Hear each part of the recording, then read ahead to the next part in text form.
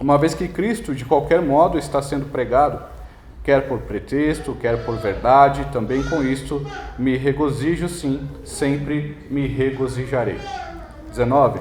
Porque estou certo de que isto mesmo, pela vossa súplica e pela provisão do Espírito de Jesus Cristo, me redundará em libertação, segundo a minha ardente expectativa e esperança de que em nada serei envergonhado, antes com toda ousadia, como sempre. Também agora será Cristo engrandecido no meu corpo, quer pela vida, quer pela morte. Porquanto para mim o viver é Cristo, e o morrer é lucro. Entretanto, se eu viver na carne, traz fruto para o meu trabalho. Já não sei o que hei de escolher. Agora, de um e outro lado, estou constrangido, tendo o desejo de partir e estar com Cristo, o que é incomparavelmente melhor. 24. Mas por vossa causa é mais necessário permanecer na carne. E convencido disto, estou certo de que ficarei e permanecerei com todos vós, para o vosso progresso e gozo da fé, a fim de que aumente quanto a mim o motivo de vos gloriares em Cristo Jesus, pela minha presença de novo convosco. Vamos orar ao nosso Deus. Senhor, obrigado por esse tempo que temos para cultuar o Teu santo nome, para louvar a Ti e reconhecer a Tua grandeza sobre nossas vidas. Aqui estamos, Senhor, como igreja reunida, aqui na cidade de Brasília, em Samambaia, e em todos os lugares do mundo onde a Tua igreja se reúne. Obrigado, Senhor, porque reservaste este dia para que a Tua igreja se reúna, tenha comunhão, descanse e louve o Teu nome. Que a Tua palavra, Senhor, seja eficaz em nossas vidas e que Teu Espírito Santo fale no nosso coração nessa noite. Nos conduza e que não envergonhemos o Teu santo nome. Em nome de Jesus Cristo. Amém.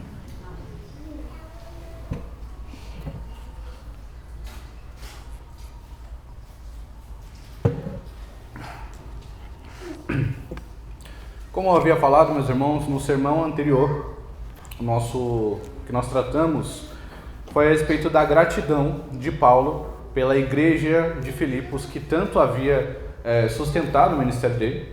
Era a única igreja, nós vamos ver isso no último capítulo de Filipenses, capítulo 4, onde fala que essa foi a única igreja que financiou o ministério de Paulo. Então Paulo estava muito agradecido, porque até mesmo quando ele estava preso, aquela igreja estava contribuindo com o ministério dele, estava enviando doações, enviando mantimentos, enviando irmãos para ajudar no seu ministério, mesmo aprisionado. Provavelmente Paulo estava preso em prisão domiciliar, o que justifica as pessoas estarem indo até ele, terem um acesso fácil até ele, o que era muito comum na época, uma vez que ele era cidadão romano, então ele não necessariamente precisava ficar preso numa prisão comum, como foi no caso na cidade de Filipos, onde ele ficou preso, e nós sabemos que houve um tremor, as cadeias se quebraram, eles permaneceram, o carcereiro se converteu, outras pessoas, e ele começou a igreja de Filipos, a primeira igreja na região da Europa, o que foi assim, algo fascinante e muito proveitoso para o avanço do Evangelho. Então, Paulo está falando sobre a gratidão e a oração. No início desse capítulo, nós vemos que é uma oração que ele está falando ali no versículo 3 ao 11. Dou graças ao meu Deus por tudo que recordo de vós, e ele vai falando a respeito de como aquela igreja era tão proveitosa para o reino de Deus, para o Evangelho de Jesus Cristo. Nós vimos aqui nesse texto inicial do sermão passado, um apóstolo que era comprometido com o crescimento da igreja. Nós podemos ver isso na Bíblia toda. Paulo, o tempo todo, o foco dele é fazer a igreja crescer. Ele não cessava de evangelizar, ele não cessava de plantar igrejas. É claro, o evangelismo dele era um evangelismo de um missionário, de fato. Alguém que vai até uma cidade, planta uma igreja, fala para as pessoas sobre Cristo, planta uma igreja, deixa um pastor e vai para outro lugar plantar uma igreja. Isso é um missionário. Muito diferente dos missionários que nós temos no tempo moderno. Por isso que, segundo a minha concepção, eu creio que o missionário, no mínimo, ele deve ser um pastor. Caso contrário, ele será só alguém que está lá servindo ao Senhor, mas não é alguém que de fato está servindo a vocação como o apóstolo Paulo e outros apóstolos fizeram nesse tempo e como nós vemos na história da igreja, né? Então Paulo vai falando sobre a súplica dele, sobre o amor daqueles irmãos, como ele estava realmente constrangido com a vida daquela igreja que estava abençoando tanto a vida dele. Nós vimos também como aquela igreja, como eu já falei, como aquela igreja financiou, e o sermão foi pontuado isso também, que nós devemos financiar o evangelho, devemos financiar tanto os pastores, missionários, evangelistas, a IPB. Hoje eu estava vendo alguns vídeos de um programa muito interessante que a IPB tem. Se você ainda não se inscreveu no canal da Igreja Presbiteriana do Brasil, faça isso, vá no YouTube. Existe um programa chamado Bússola Teológica. E lá estão alguns amigos meus, como o reverendo Samuel, o reverendo Tiago Naruzzi e outros tantos. E esses pastores estavam falando nas últimas semanas, existe um programa toda semana, e nas últimas semanas estavam falando sobre evangelismo. O que é o evangelismo eficaz? O que é a evangelização? É só entregar panfleto? É só falar Jesus te ama? Não, na verdade não é entregar panfleto e não é falar Jesus te ama. Evangelismo é caminhar com a pessoa, é ir até a pessoa e trazer ela para a sua vida, fazer parte da vida dela. É claro, você deve sim ir em todo canto e falar sobre Jesus, é sua responsabilidade como cristão. Mas o verdadeiro evangelismo é você dedicar tempo, é você entender que a sua vida é instrumento para a conversão daquela pessoa ou não. Mas não é simplesmente você ir até a pessoa e falar algumas palavras a respeito do evangelho. Não, o evangelismo é muito mais do que isso. Então assista esses episódios, são muito interessantes e mostram como que a IPB tem muitos setores dentro da igreja responsáveis por isso. Tem a APECOM, que é responsável por toda a fabricação de material e criação de conteúdo para o evangelismo, os evangelistas, os missionários e tudo mais. Dito isso, vamos dar prosseguimento a esse capítulo da carta aos Filipenses. Nós vimos a oração de Paulo, vimos a gratidão dele. Agora nós vamos ver, na própria sequência que ele passa, a prática dessa oração. Ele ora para que o evangelho cresça, ele ora para que aquela igreja seja fortalecida, ele ora para que aqueles irmãos eles permaneçam fiéis na fé, não se desviem daquela fé, mesmo com a prisão daquele que plantou aquela igreja. Mas Paulo, nos versículos 12 ao 26, ele vai trazer a prática dessa oração. Ele primeiro ora e depois ele explica para essa igreja como eles deveriam praticar, como eles deveriam viver a partir disso, com o próprio testemunho da vida dele. É isso que é interessante.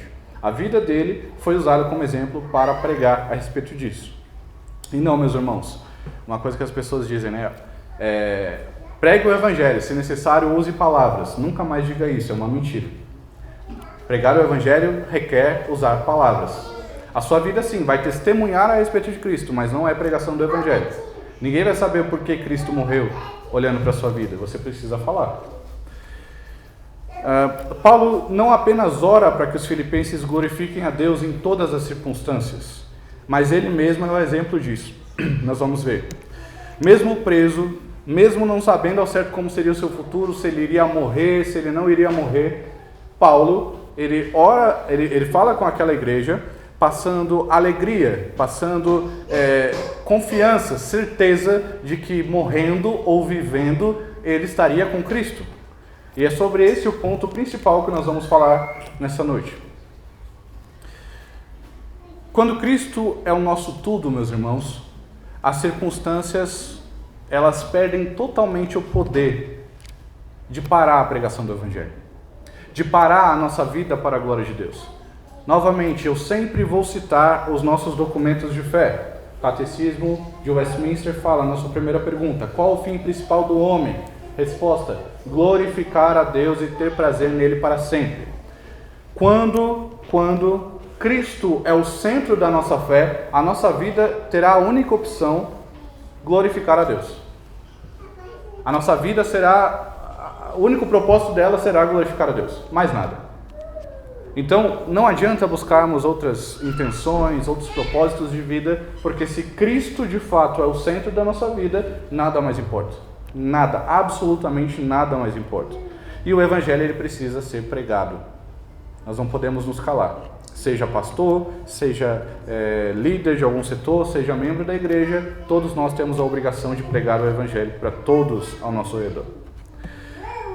Não é a liberdade, meus irmãos, que define a utilidade de um servo de Deus. O que nós estamos falando aqui? No Brasil, nós temos uma liberdade muito grande de pregar o evangelho. Nós podemos falar de Jesus para qualquer pessoa, ainda que sejamos contrariados, ainda que essas pessoas venham até nós e ridicularizem a nossa pregação. Mas nós podemos pregar o evangelho. Nós devemos pregar o evangelho. No Brasil, nós podemos cultuar. Em outros países, meus irmãos, se nós estivéssemos reunidos numa noite como esta, num grupo como este, e passassem radicais por aqui, certamente nós seríamos mortos. Como muitos irmãos são, toda semana, por cultuarem a Deus no dia do Senhor, por falarem sobre Deus, por evangelizarem.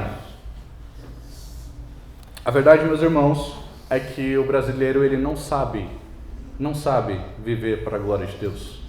O brasileiro não sabe aproveitar a liberdade que tem. Nós temos liberdade, as nossas igrejas estão cada vez mais vazias. Eu não sou dessa época, eu sou bem novo, mas nós podemos recordar de um tempo, alguns dos irmãos aqui podem recordar de um tempo, lá na década de 70, 80, onde as igrejas eram muito grandes, muito cheias. Até mesmo as igrejas pequenas de bairro eram cheias de crentes fervorosos que oravam, que evangelizavam, que saíam para a rua para falar sobre Cristo, sem medo. Hoje, as pessoas se preocupam se a pessoa que vai ouvir sobre Cristo vai receber de bom grado ou não. Antes não existia o medo de ser contrariado, não existia o medo de a pessoa rejeitar a pregação. Antes somente se pregava o evangelho. O que aconteceu com o Brasil? O brasileiro não aproveitou a liberdade que recebeu. Essa é a verdade. Diferente de outros países onde os irmãos, nossos irmãos em Cristo, são totalmente perseguidos dia após dia, e eles, quanto mais são perseguidos, mais eles são incentivados pelo Espírito Santo a pregar o evangelho. Essa é a diferença de um cristão que entende que Cristo é o centro da sua vida. Ele não se cala. Ele não se cala, porque ele não tem a opção de se calar. A vida dele é instrumento de evangelismo, é instrumento de glória para o Senhor. Assim como a liberdade, ela não define a utilidade de um servo de Deus, não é a ausência do sofrimento que determina a sua alegria. Independente se você está sofrendo ou se você está vivendo uma vida feliz, a sua vida precisa glorificar o Senhor. Nós vemos isso na vida de Paulo, um servo sofredor, assim como Cristo, ao ponto de poder ser comparado com Cristo. Ele disse, que os irmãos deveriam imitar a vida dele, assim como ele imitava a vida de Cristo, mesmo nas circunstâncias mais terríveis, mesmo sofrendo naufrágio, mesmo sendo chicoteado, mesmo sendo preso, mesmo sofrendo vários ataques, ele não se cansava de pregar o evangelho. E nós? Quando nós somos contrariados no trabalho ao falar de Jesus, nós resolvemos nos calar, nos esconder. Quando os nossos colegas, eles dizem que não são cristãos, nós escolhemos calar a nossa boca. Eis o problema da igreja brasileira. O que define uma vida centrada em Cristo é a presença de Jesus. Não adianta, meus irmãos, você falar que Jesus é o centro da sua vida se a sua vida não manifesta isso. E longe de qualquer jargão, longe de qualquer padrão do evangelicalismo brasileiro, que ser cheio do Espírito Santo é sair falando em línguas estranhas, ser cheio do Espírito Santo é sair profetizando coisas que nada tem a ver com a palavra de Deus. Não. Ser cheio do Espírito Santo testifica sim que Jesus é o centro da sua vida, mas ser cheio do Espírito Santo tem muito mais a ver com a prática do dia a dia do que com movimentos espirituais, com manifestações espirituais. Nós precisamos nos atentar a isso. E quando Cristo é o centro de nossa vida, tudo, inclusive o sofrimento, inclusive a morte passa a ter um novo significado. A morte já não é mais um motivo de tristeza, de dor. O sofrimento não é mais um motivo de choro, mas de alegria. Esse é o diferencial do cristão. E eu sei que é difícil para nós. Eu sei. Mas eu devo dizer a vocês, é difícil porque nós não sabemos sofrer. Porque na hora do sofrimento nós não confiamos em Jesus Cristo. Não confiamos naquele que nós dizemos que nos salvou. Nós somos mentirosos. É com esse espírito que Paulo escreve, porque para mim o viver é Cristo e o morrer é lucro. Ele não está apenas filosofando sobre a vida e a morte, ele não está trazendo uma reflexão, ele está falando a verdade. Ele está confessando onde repousa o consolo da vida dele. Ele vive e ele, mesmo com todas as adversidades, o consolo de viver uma vida difícil é que ele pertence a Cristo. E esse consolo, meus irmãos, não é exclusivo do apóstolo Paulo, ele é para toda a igreja. É o mesmo consolo oferecido a todos que pertencem a Cristo Jesus. Como vocês já sabem, eu sempre cito os catecismos, eu sempre cito os documentos de fé da nossa igreja. E eu já citei várias vezes o de Westminster e já citei várias vezes o de Heidelberg. A primeira pergunta do catecismo de Heidelberg pergunta: qual é o seu único consolo na vida e na morte? E o início da resposta é bem claro e é exatamente o que Paulo está dizendo aqui. Que não pertenço a mim mesmo, mas pertenço de corpo e alma, tanto na vida quanto na morte, a meu fiel Salvador Jesus Cristo.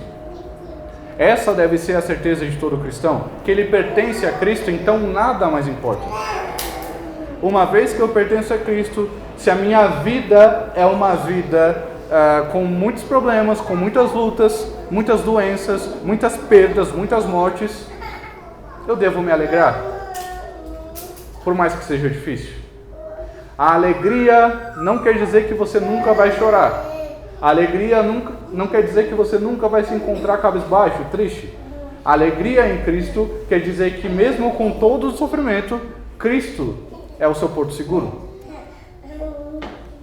Porque você pertence a Ele, tanto na vida quanto na morte. Você não pertence a você mesmo. Dada essa introdução, hoje nós vamos tratar sobre esse capítulo, essa perícope, melhor dizendo, trazendo 4 pontos principais. Primeiro, as cadeias de Paulo servem ao Evangelho. As cadeias de Paulo servem ao Evangelho. Nós vamos ver isso do versículo 12 ao versículo 14.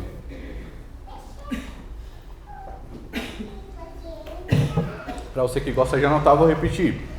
As cadeias de Paulo servem ao Evangelho. Inclusive, eu indico que todos os irmãos passem a trazer um caderninho para anotar o sermão. Porque não adianta nada você ouvir o sermão no domingo e na segunda já esquecer tudo que foi falado. Ponto 2. Cristo é pregado mesmo com motivações erradas. Cristo é pregado mesmo com motivações erradas. Do verso 15 ao verso 18. Ponto 3. Viver é Cristo, morrer é lucro. Dos versos 19 a 26. E o ponto 4, viver para servir, do 24 ao 26. Vamos falar sobre o primeiro ponto, as cadeias de Paulo servem ao Evangelho. Vamos ler novamente, versículo 12 ao 14, abra comigo. Filipenses capítulo 1, versículo 12 ao 14.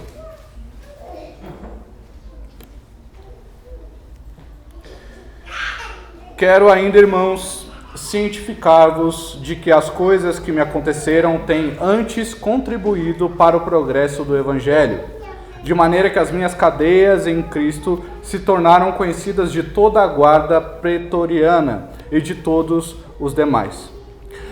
E a maioria dos irmãos, estimulados no Senhor por minhas algemas, ousam falar com mais desassombro a palavra de Deus. O texto, meus irmãos, começa da seguinte forma: quero ainda, irmãos, cientificar-vos de que as coisas que me aconteceram têm antes contribuído para o progresso do Evangelho. O progresso do Evangelho. a dor de Paulo, o sofrimento de Paulo, a perseguição a Paulo estava colaborando para o progresso do Evangelho. Olha que coisa boa! E nós já temos uma pergunta inicial: você está disposto a sofrer para que o Evangelho seja pregado, para que o Evangelho avance? Ou a sua vida cristã comum, básica, já é suficiente?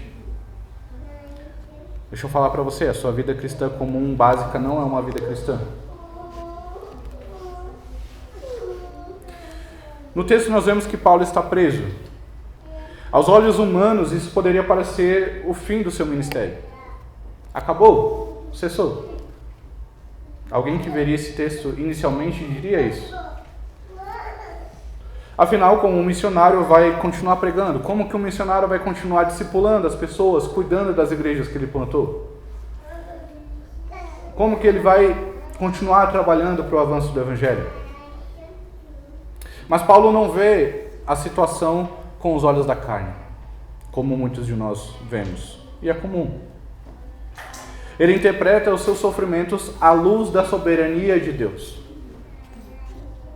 Paulo entende que mesmo sofrendo, Deus continua soberano e que aquilo é a vontade de Deus. Eu sei que para alguns irmãos é difícil ouvir isso, mas o seu sofrimento é propósito de Deus. Se você sofre é porque Deus quer. E se você não entende isso, você precisa melhorar a sua percepção a respeito do Evangelho. Porque o Evangelho não é uma filosofia de vida para uma vida melhor. É uma filosofia de uma vida de sofrimento, de dor, de luta, mas que no final traz uma recompensa. As cadeias não prenderam o Evangelho. Antes, fizeram o Evangelho avançar. A guarda pretoriana, como nós vemos no texto, que era um dos mais altos escalões do Império Romano, ela foi exposta à pregação do Evangelho. Soldados que nunca antes teriam a possibilidade de ouvir o Evangelho, a partir da prisão de Paulo, passaram a ouvir e se converteram. Olha que interessante. Se não fosse a prisão de Paulo, aqueles homens nunca teriam ouvido. Nós vemos o texto de Filipenses, mais à frente nós vamos ver o que acontece,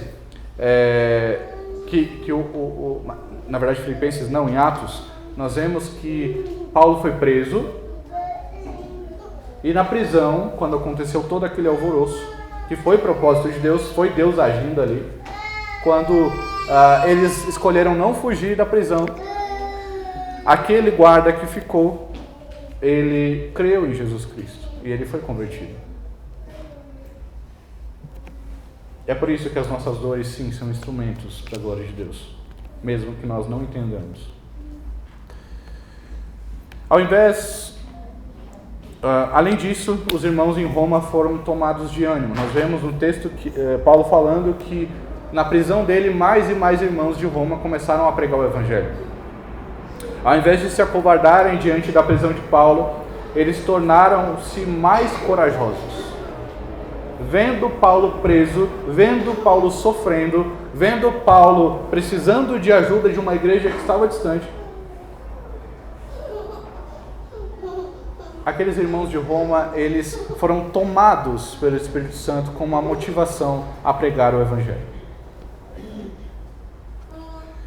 Ao invés de se acovardarem diante da prisão de Paulo, tornaram-se mais corajosos.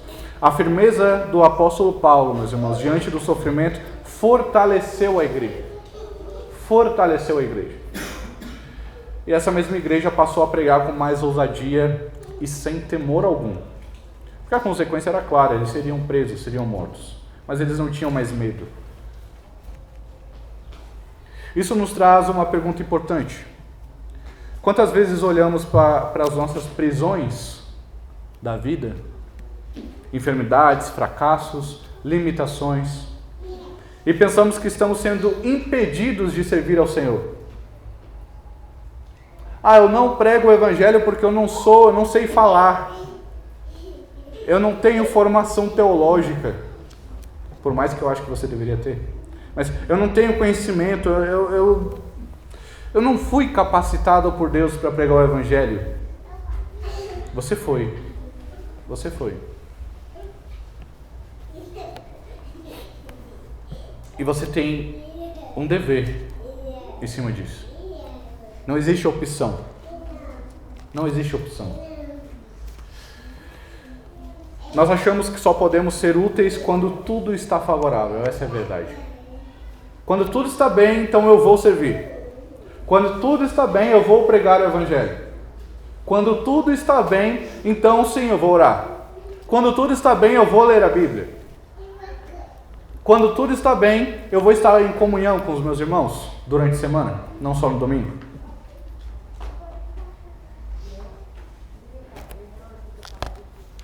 Isso não é ser cristão. Isso não é ser igreja. Paulo nos mostra que Deus transforma as cadeias em púlpitos. Paulo nos mostra que Deus usa o sofrimento como um púlpito da pregação do Evangelho. Paulo nos mostra que não existe desculpa para não pregar o Evangelho de Jesus Cristo. O sofrimento do cristão, quando vivido com fidelidade, não paralisa o avanço do Evangelho, ele promove o avanço do Evangelho. Quanto mais você sofre, mais isso deve te motivar a evangelizar, a falar de Cristo. Tende bom ânimo, se alegre nas dores, nos sofrimentos. Esse é o diferencial do cristão. Nós olhamos para o sofrimento e nos alegramos. Não porque é bom sofrer, mas porque Cristo nos sustenta durante o sofrimento. Meus irmãos, quais são as prisões que você tem enfrentado? Quais circunstâncias você tem interpretado como impedimentos, quando na verdade podem ser um propósito do Senhor para a sua vida? O quanto você tem reclamado dos sofrimentos? O quanto você tem lutado e reclamado? Deus, por que o Senhor fez isso comigo? Deus, por que o Senhor me colocou aqui? Ao invés de perguntar, Senhor, o que tu queres que eu faça com isso?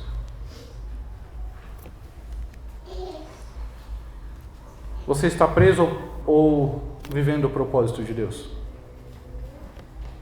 Será que Deus não colocou você exatamente onde você está, para que ali o nome de Cristo seja conhecido?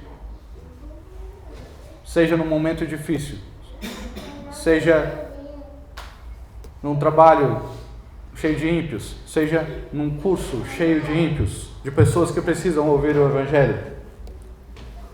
Meus irmãos, não despreze o sofrimento. Se Cristo for tudo na sua vida, até as correntes, até as prisões terão um propósito. Tudo é propósito. Agora nós vamos para o nosso segundo ponto do sermão.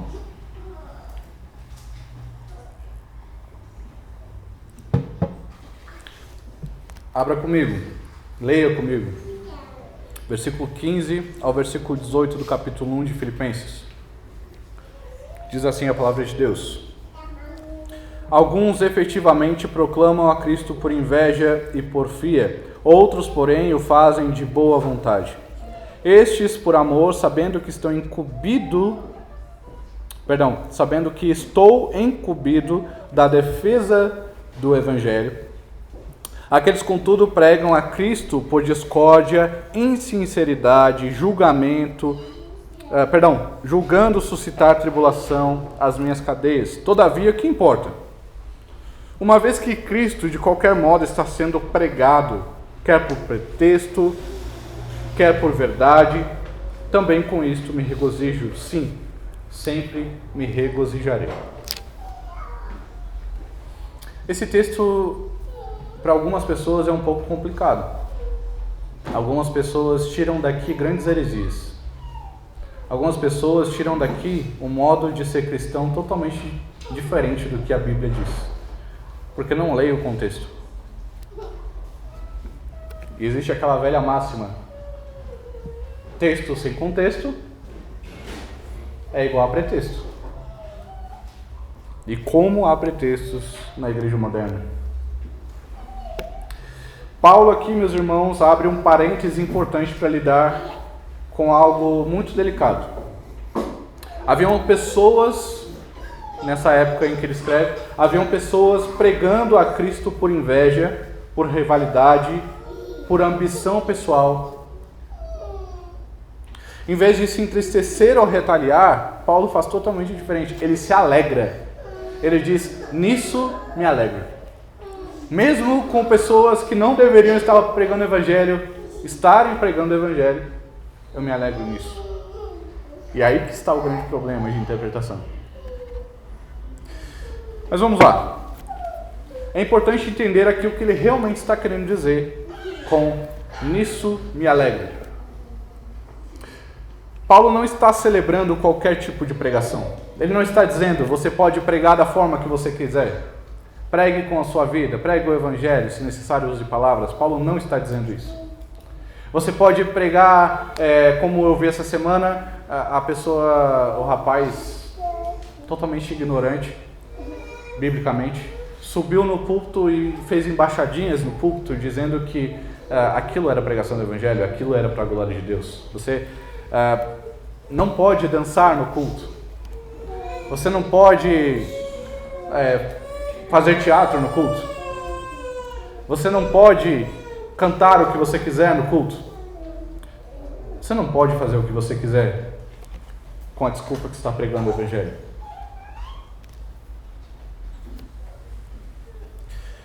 Novamente, Paulo não está celebrando qualquer tipo de pregação. Ele não está dizendo que, contanto que o nome de Jesus apareça, tudo está valendo. Quem diz isso é mentiroso. Quem diz isso é manipulador da palavra. Falso profeta. Paulo não está abrindo uma brecha para você usar o pragmatismo moderno para pregar o Evangelho com a desculpa de que quer trazer pessoas para a igreja. Ele não está legitimando métodos distorcidos, sincretismos ou estratégias que mais confundem do que anunciam o Evangelho. O que ele está dizendo é que, mesmo quando o coração de quem prega está contaminado pelo orgulho, se a mensagem é fiel e o método é bíblico, Cristo ainda é anunciado. E louvado seja Deus por isso. Veja bem, ele não está dizendo que você pode pregar como você quiser. Ele está dizendo que mesmo que você, no seu coração, não seja cristão e pregar o Evangelho, glória a Deus por isso. Porque até as pedras clamam. Mesmo se você estiver cheio de vaidade no seu coração, mesmo que você encontre na igreja um ambiente para você ser promovido, uma plataforma de promoção, autopromoção, se você pregar o Evangelho, glória a Deus por isso. Não por você, mas por Cristo. Porque Deus usa até os ímpios para falar sobre o Evangelho. E nisso, Paulo se alegra. Há uma diferença enorme, meus irmãos, entre o erro de motivação e o erro de conteúdo. O conteúdo jamais pode ser errado. Jamais pode se pregar um falso evangelho. É anátema. Essa pessoa que prega o falso evangelho, ela certamente está condenada. Paulo não está lidando com falsos mestres aqui, com heresias. Ele está lidando com os pregadores que pregam a verdade, sim, mas com um coração totalmente distante da verdade. E como existe, meus irmãos? Como existe pessoas, pastores, pregadores, líderes de igreja que falam muito de Jesus, mas no coração deles, eles sabem que eles não são cristãos, eles não são salvos. E como eu já falei aqui uma outra vez, o Espírito Santo tem um pacto eterno com a nossa mente. O Espírito Santo tem um pacto eterno com a nossa mente. Ou seja, por mais que você pense que está fazendo, por mais que você até fale de Cristo, por mais que até você seja membro da igreja, o seu coração sempre vai te falar se você é cristão ou não. Você pode enganar todos ao seu redor, mas Cristo sabe. E quando Cristo voltar, por mais que você esteja vivendo como se Ele não voltasse, você será condenado.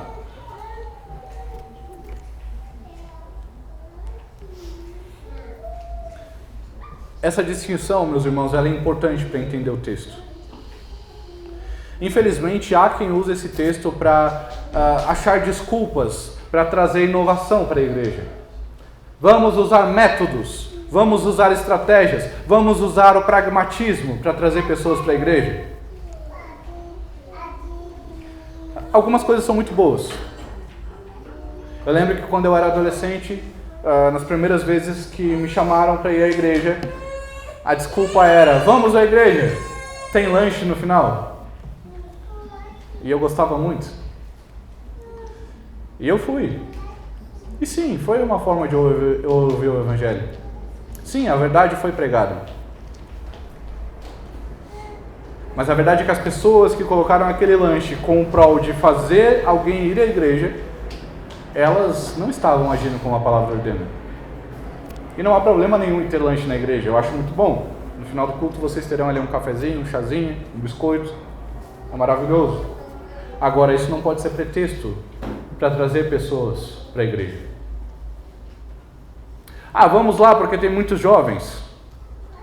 Vamos para essa igreja porque tem muitas famílias. Vamos para essa igreja porque ela é mais animada. Vamos para essa igreja porque, por mais que eles sejam presbiterianos, eles não são chatos. A pregação, ela fala ao nosso coração. A pregação, ela é bíblica. Mas eu não sou bíblico. Mas eu não sou cristão. Meus irmãos, não adianta você fazer parte da igreja, nominalmente. Não adianta você estar em comunhão com a igreja. Hebreus capítulo 6 fala daqueles que apostataram da fé. Daquelas pessoas que até provaram dos dons do Espírito Santo. Não que eles foram convertidos, mas eles provaram da comunhão, da pregação. Eles provaram do discipulado, eles provaram de vários benefícios que a igreja traz, mas eles nunca foram convertidos, nunca foram crentes. Algumas pessoas usam esse texto de Hebreus 6 para dizer que se pode perder a salvação. É mentira, não se pode perder a salvação. Se uma pessoa esteve na igreja e ela saiu da igreja, ela nunca foi cristã. Ela pode vir a ser cristã no futuro, glória a Deus por isso. Mas se um dia ela saiu da igreja, negou a fé, ela nunca foi cristã. Se hoje ela voltou, devemos confiar que é.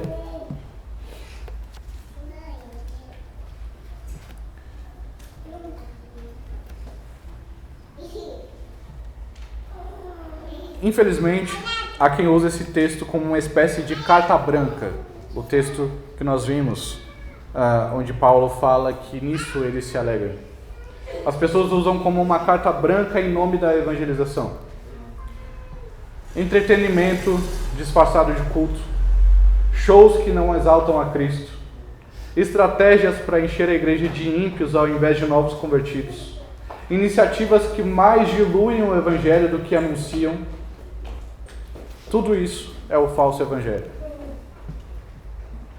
Mas Paulo jamais se alegraria com isso. O que faz Paulo se alegrar é que o evangelho verdadeiro, nessa situação, está sendo proclamado. Mesmo quando os pregadores ainda não foram totalmente libertos das suas vaidades. Mesmo quando os pregadores ainda não foram totalmente convertidos. Diversas vezes eu abro as redes sociais e vejo ímpios falando sobre Cristo. E é maravilhoso. As pessoas chamam isso de graça comum. Eu não vejo como graça comum. O problema do ímpio estar pregando o evangelho melhor do que os cristãos é porque os cristãos estão se calando. Pastor, mas a igreja é grande no Brasil. É verdade. Como vocês sabem, eu estive no Chile em fevereiro. Meus irmãos, é triste estar em um país muito rico, com pessoas que vivem uma vida muito boa fisicamente, mas que não conhecem a Cristo. E quando conhecem igrejas falsas. Conhecem porque falsos pastores pregaram o evangelho e um falso evangelho. Nós nos contentamos com a situação do Brasil, porque nós vemos igrejas em todas as esquinas, mas nós não vemos o verdadeiro evangelho, então nós não somos confrontados. Basta você ir para um país vizinho nosso. Basta você ir para a Argentina, onde o irmão Daniel nasceu. E você verá a diferença. Basta você ir, eu nem digo ir para o Chile ou Argentina, vá no primeiro país, o país com menos cristãos da América Latina, Uruguai. País ao lado do estado onde eu cresci. Onde eles negam totalmente o evangelho. Se eu não me engano, menos de 3% das pessoas daquele país conhecem a Cristo. Você tem noção que é isso? E olha que o país é pequeno. Novamente, meus irmãos, a igreja precisa olhar para a vida de Paulo, olhar para o ministério dele, olhar para a vida da igreja de Filipos e vê-los como um exemplo. Arregaçar as mangas e trabalhar. Trabalhar da forma correta. Da forma correta, da forma que Deus pede, não da forma que eu acho que é melhor.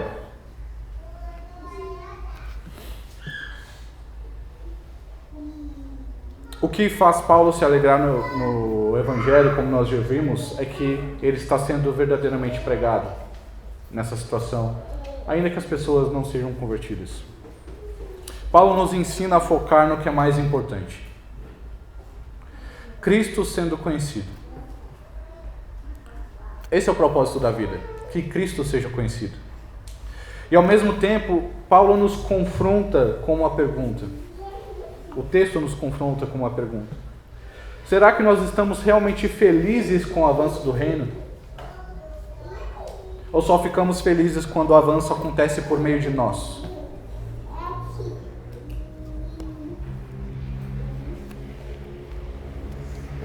Será que nós só vamos dar valor para a pregação verdadeira, genuína do Evangelho de Cristo quando nós vemos acontecer no nosso meio? Ou enquanto não acontecer, nós vamos ficar calados? É interessante como as pessoas hoje em dia correm atrás de avivamento.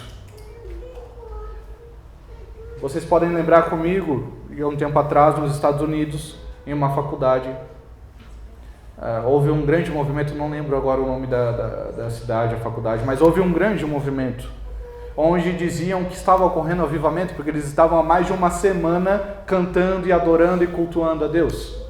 Deixa eu falar para você, a maioria dos pastores que estavam lá eram falsos profetas. Mas todo o Brasil se alegrou com isso. Pessoas de todo o Brasil correram e viajaram para os Estados Unidos para participar daquela pouca vergonha. O Evangelho não estava sendo pregado. Não era um avivamento. Avivamento, meus irmãos, muda uma nação. Avivamento não é temporário, ele permanece. Avivamento causa efeitos na sua vida pessoal, na vida da igreja, no governo, na política, na economia, em todas as áreas. O avivamento é quando um país inteiro se converte, e nós devemos orar por isso. Assim como aconteceu em Atos 2, assim como aconteceu na Reforma Protestante, nós como cristãos precisamos orar pelo avivamento, sim, mas o verdadeiro avivamento. O avivamento que transforma uma nação, o avivamento que converte uma nação. O texto de Mateus que fala, ide por todo mundo pregando o evangelho a todas as nações, está errado. Não, a Bíblia não está errada. Mas a interpretação que as pessoas têm daquele texto, e a tradução que não é das melhores, está errada. O texto, quando você vai no original dele e você procura entendê-lo, ele diz, vão por todo o mundo e evangelizem as nações, discipulem as nações, convertam as nações, os países. O que é a conversão verdadeira, genuína? Como que ela é testificada? Como que ela é manifestada quando há mudança? Se um país for cristão, nós realmente vamos ver a mudança acontecendo. As pessoas dizem, o Brasil será o país do avivamento. Os falsos profetas dizem, o Brasil está passando por um avivamento. O Brasil é um país cristão. Mentira. O Brasil é um país cheio de falsos cristãos. E talvez você seja um deles.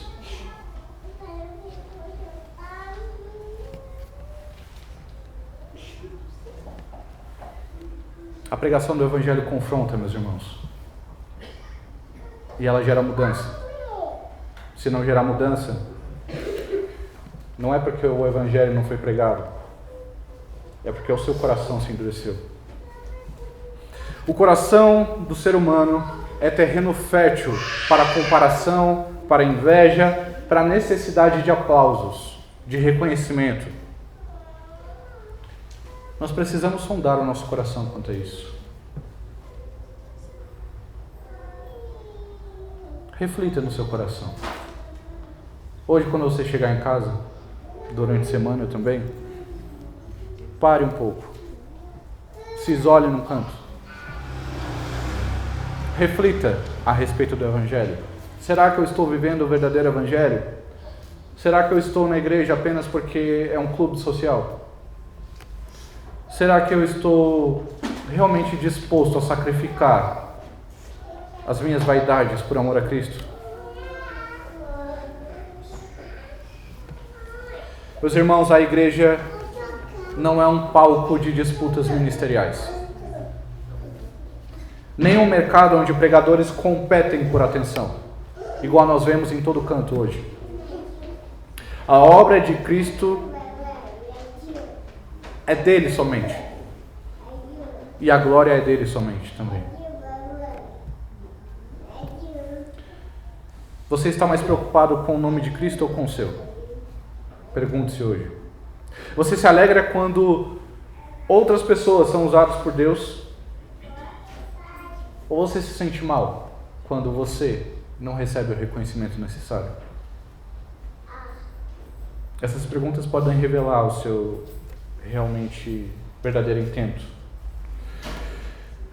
Se Cristo verdadeiramente é o seu maior tesouro, então você pode dizer, como Paulo disse, Cristo está sendo pregado, e com isso eu me alegro. Agora, meus irmãos, nós vamos para o terceiro ponto.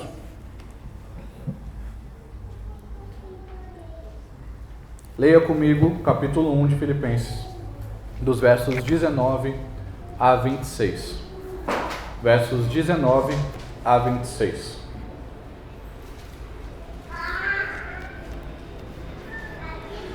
Diz assim a palavra do nosso bom Deus: porque estou certo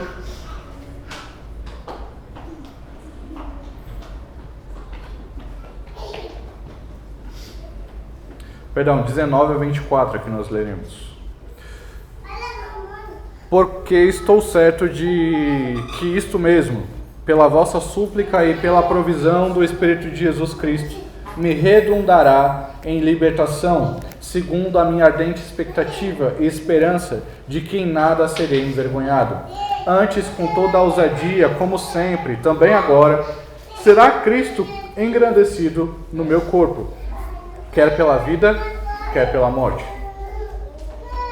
Porquanto, para mim, o viver é Cristo e o morrer é lucro. Entretanto, se o viver na carne traz fruto para o meu trabalho, já não sei o que hei de escolher. Ora, de um e outro lado estou constrangido, tendo o desejo de partir e estar com Cristo, o que é incomparavelmente melhor.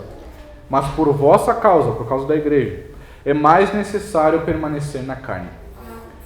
Paulo está num dilema muito grande. Ele não sabe se ele deseja a morte ou se ele deseja viver. Percebam como Paulo ele olha para a morte como algo maravilhoso, como algo bom. Qual é o tamanho do seu medo de morrer?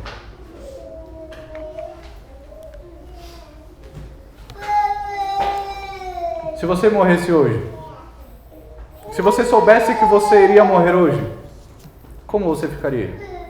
Feliz? Alegre? Contente porque quando você fechar o olho, morrer, quando você abrir o olho, você estará com Cristo? Ou ficaria triste porque você ainda não acreditava tanto no Evangelho?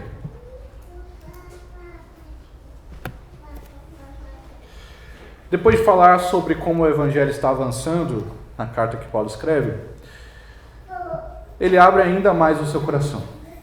Ele sabe que a sua prisão pode terminar na libertação, na sua liberdade ou na sua morte.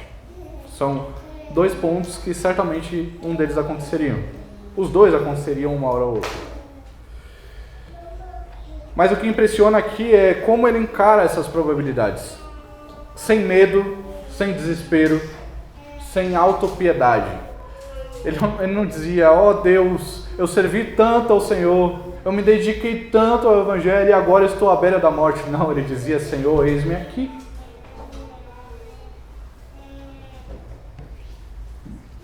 Ele afirma com convicção, para mim o viver é Cristo e o morrer é lucro. Lucro.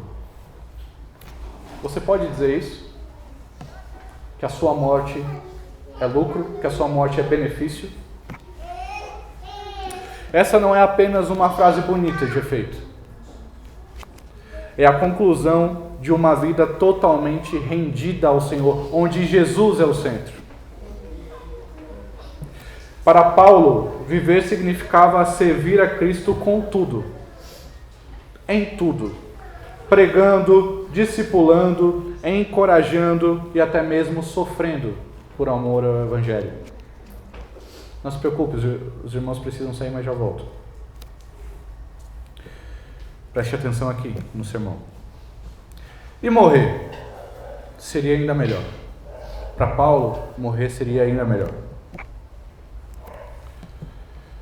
Mas por que seria melhor? Porque Cristo, morrer em Cristo significaria estar com Cristo. A razão e o alvo de toda a vida. Se a sua vida ela é uma vida vazia, uma vida sem propósito, se você vive sem a pretensão de estar com Cristo após o abrir e fechar de olhos, quando você dorme, se você não dorme pensando, se eu morrer, louvado seja Deus, então você ainda não entendeu o que é ser cristão. Mas mesmo desejando partir, Paulo não pensa só em si. Mesmo Paulo dizendo que morrer era lucro, ele não pensa somente nele mesmo, ele pensa na vida da igreja. Ele deseja continuar vivo para o bem da igreja, para o progresso e a alegria na fé dos irmãos. Olhando para a vida de Paulo, meus irmãos, eu quero lhes fazer uma outra pergunta. Para você, viver é o quê? A sua vida serve para quê? Por que você vive? É por causa de sucesso? Porque você quer ter sucesso na vida? Você quer ter um bom emprego? Você quer ter uma boa família? Você quer carregar títulos? Você quer ser reconhecido?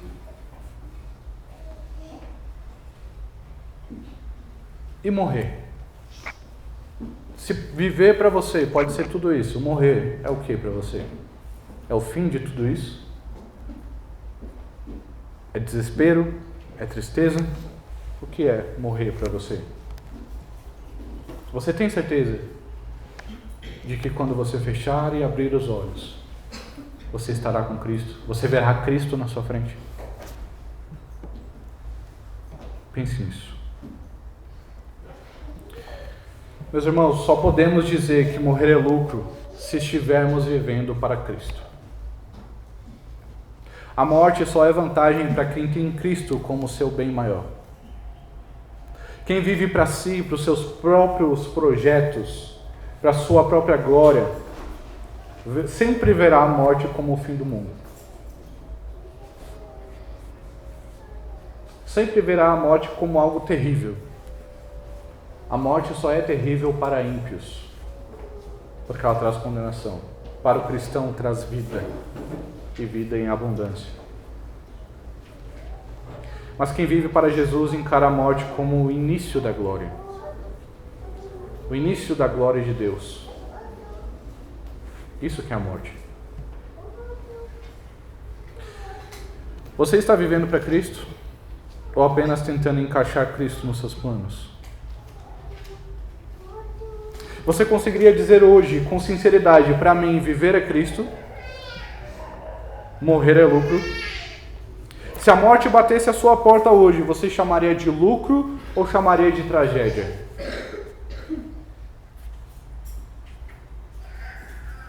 Este é o tipo de vida que nada pode parar, meus irmãos. Nem prisões, nem rivalidades, nem morte.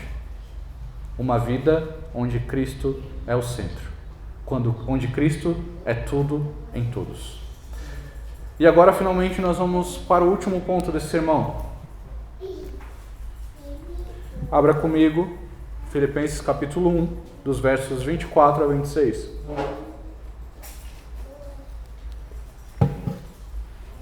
Filipenses 1, 24 a 26.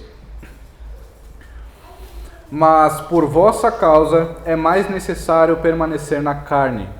E convencido disso, estou certo de que ficarei e permanecerei com todos vós, para o vosso progresso e gozo da fé, a fim de que aumente, quanto a mim, o motivo de vos gloriardes em Cristo Jesus, pela minha presença de novo convosco.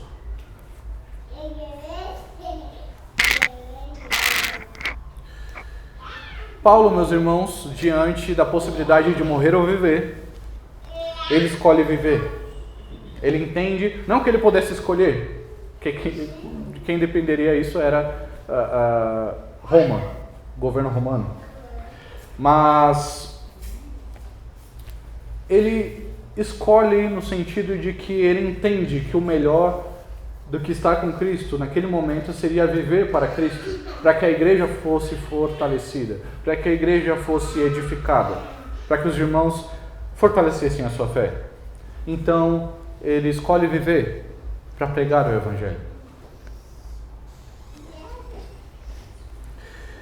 Ele reconhece que a sua permanência é necessária para o bem da igreja. Ele não pensa em si mesmo, mas na edificação do povo de Deus. O seu desejo é ver os irmãos firmes, maduros e cheios de alegria na fé.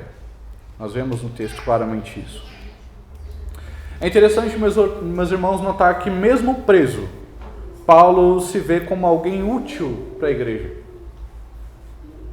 Mesmo na pior situação, mesmo em um grande sofrimento, ainda assim ele entendia que a vida dele poderia ser utilizada para a glória de Deus e a edificação da igreja. Ele sabe que ainda há serviço a ser prestado. Ele sabe que a sua vida ainda é um instrumento para a glória de Deus. Vidas podem ser tocadas. Igrejas podem ser fortalecidas. E a sua vida? Você não é o apóstolo Paulo, eu sei. Você não é pastor. Você não é evangelista. Você não é missionário. Mas a sua vida ainda é instrumento de glória para o Senhor. Você está fazendo por merecer? Aqui vale uma pergunta para toda a igreja. Paulo era pastor. Ele não servia por conveniência ou por estratégia de crescimento de ministério. Ele servia porque amava a igreja. Ele se doava, pregava, ensinava, orava, chorava, se alegrava com o povo de Deus. Ele estava disponível de corpo e alma para o serviço pastoral. A verdade é que muitos pastores hoje continuam tentando seguir esse mesmo caminho. Eles cuidam, ensinam, aconselham, visitam, oram. Mas esse cuidado ele só é eficaz quando a igreja está disposta a ser pastoreada. O trabalho do pastor só vai gerar resultado quando a igreja for humilde o suficiente para ser pastoreada. Não adianta um pastor desejar entregar sua vida pelo rebanho, se o rebanho rejeita o pastor. Se a igreja se torna autônoma e resiste à autoridade espiritual que Deus estabeleceu a ela, ela não é igreja. Se ela escuta o evangelho e ela nega tudo aquilo que foi pregada, não é igreja. Como eu falei, se ela escuta o sermão de domingo e na segunda-feira tudo parece que sumiu da sua mente, não é igreja. São ovelhas desgarradas sem pastores. Cristo não é o seu pastor. Algumas perguntas que precisam ser feitas nessa noite. Quando foi a última vez que você procurou o seu pastor para receber instrução? Quando foi a última vez que você chamou o pastor para sua casa, para receber aconselhamento, para tratar as feridas da alma, para orar com a sua família? Quando foi a última vez que você expôs a sua casa para o pastor? Não estou falando de chamá-lo para comer um bolo, tomar um café. É muito bom isso. Mas não se trata disso. Quando foi a última vez que você se mostrou nu com seus pecados e suas misérias diante do seu pastor, desejando que ele cuidasse do seu coração?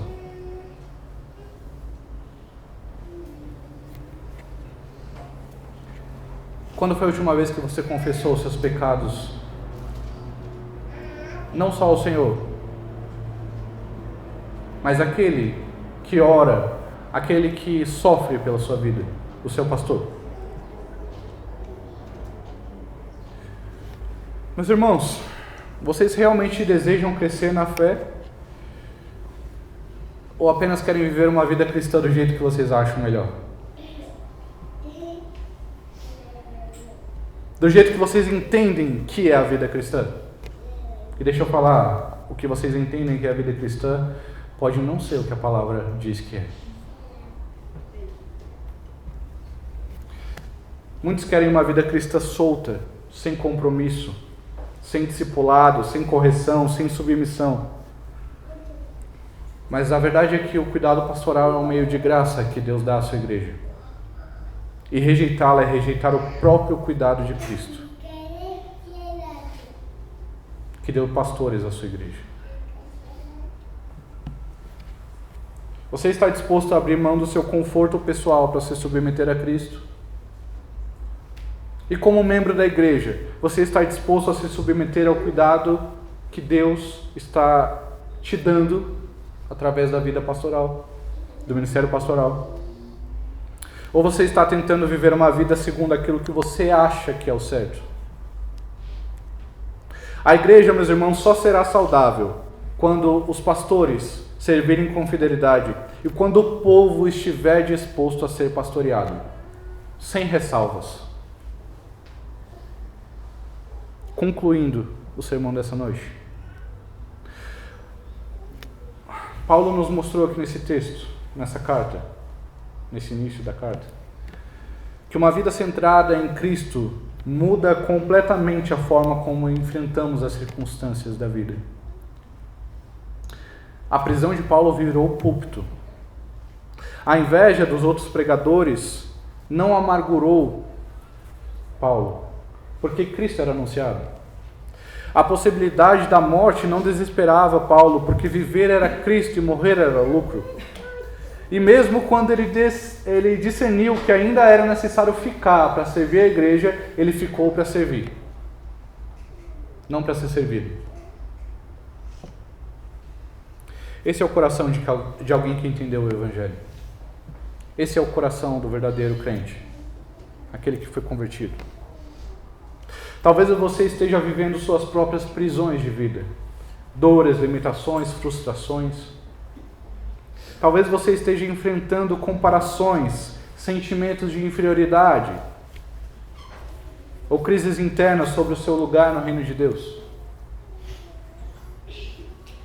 Ou, quem sabe, você tem tentado viver a fé do jeito que você acha melhor,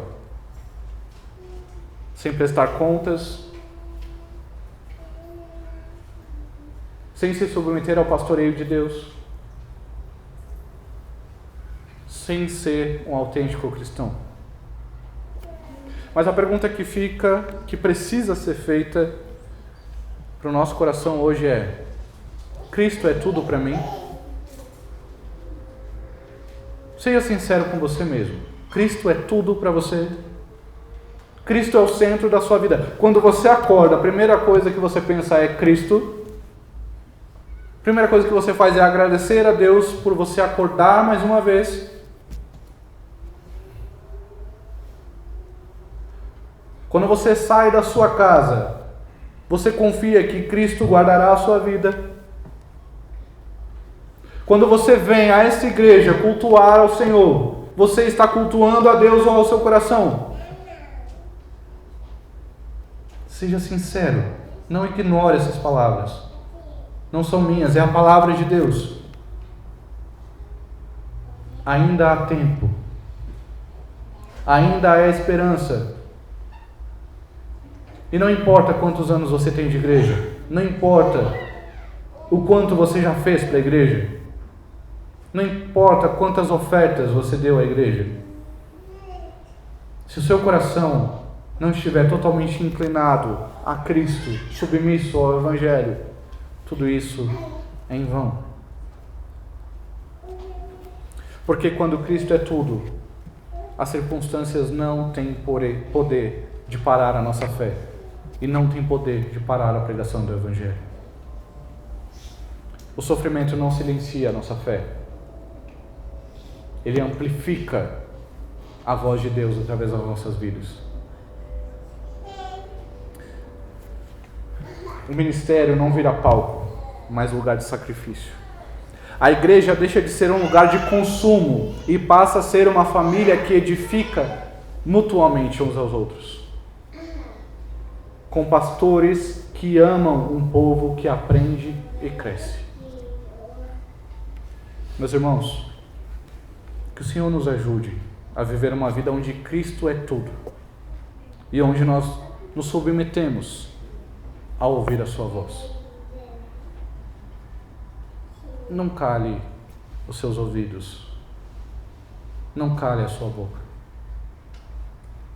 Vive uma vida que glorifica o Senhor, assim como Paulo fez, porque essa sim é uma vida digna de ser vivida. Essa sim é uma boa vida a se viver, com sofrimentos, com lutas, mas onde Cristo é o centro. Que Deus nos abençoe. Coloque-se de pé.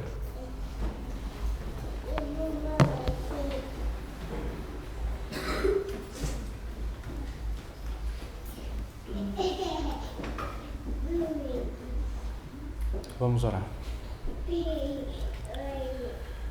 Pai Santo, esse culto é teu, essa igreja é tua. Tu conheces o coração de cada um aqui. Tu conheces, Senhor, aqueles que são verdadeiros crentes em Jesus Cristo e aqueles que não são. Mas, Pai, eu te rogo, fortalece a fé daqueles que verdadeiramente foram salvos e converta os corações daqueles que ainda não creem verdadeiramente, ainda não creem salvificamente. Que o Evangelho, Senhor, não seja jogado fora nessa noite, mas seja ouvido e vivido. E que teu nome seja glorificado. Não permita, Senhor, que saiamos dessa noite confiando na nossa própria mão, mas que o nosso coração esteja disposto a se humilhar e se deleitar em Ti. E agora, meus irmãos, que a graça e a paz do nosso Senhor Jesus Cristo, o amor de Deus o Pai e as consolações do Santo Espírito de Deus sejam com todos vós, em nome de Jesus. Amém.